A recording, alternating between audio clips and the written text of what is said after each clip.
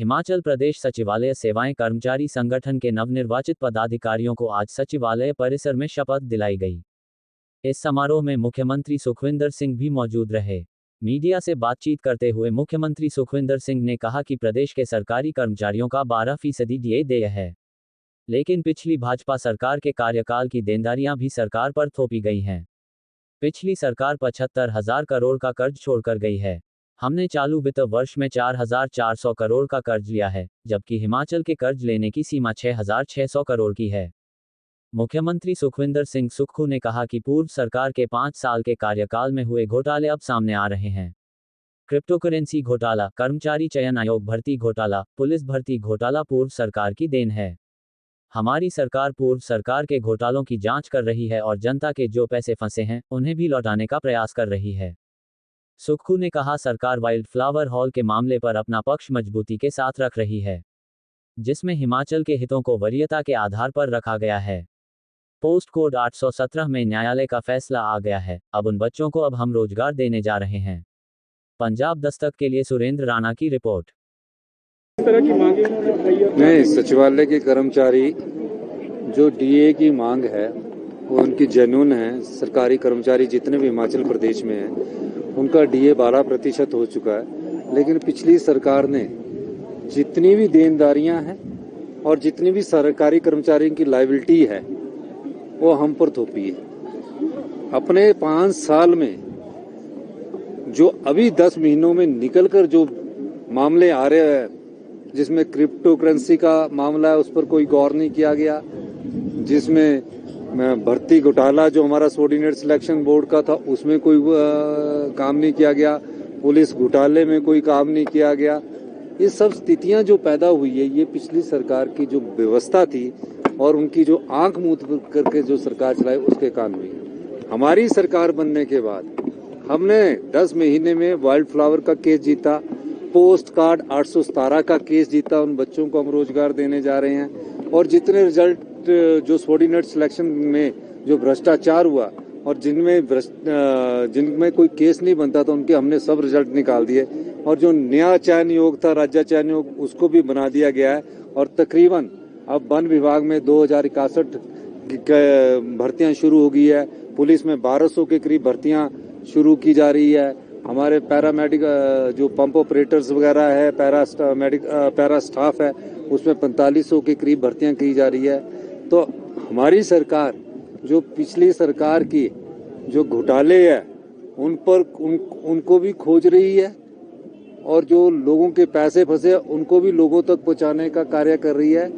और पिछली सरकार सिर्फ अखबार में स्टेटमेंट के माध्यम से भ्रामक बयानबाजी कर रही है। चाहे माइनिंग का 100 करोड़ का घोटाला है, उसका वो पता लगा है कि कईयों के पास माइनिंग लीज ही नहीं है, कईयों के पास कंसेंट ऑफ ऑपरेशन नहीं था कि उसको चलाने की जो परमिशन देती है पोल्यूशन डिपार्टमेंट वो ही नहीं था, कईयों का माइनिंग प्लान ही नहीं बना हुआ था। और इस तरह से वो जो घोटाला है वो अभी काफी कुछ निकल रहा है। तो सारी चीजों के हम इंक्वायरी कर रहे हैं। ये तो एक रावी बेसिन पर जो लापरवाही के कारण, माइनिंग डिपार्टमेंट की लापरवाही के कारण जो ये नुकसान हुआ है, सरकार उसका भी अध्ययन कर रही है। कि मैंने पहले ही कहा है कि कोई गलत नहीं होना चाहिए, किसी पर ना गलत आरोप लगना चाहिए और ना किसी के साथ आरोपी के साथ गलत होना चाहिए। उसकी फैक्ट्स जब आएंगे तो चाहे कानून के सामने कोई मुख्यमंत्री हो, कोई डीजीपी हो, सब पर कार्रवाई संभव है। लेकिन अभी फैक्ट्स जो है वो सारे फैक्ट्स के पुलिस अध्ययन कर रही है।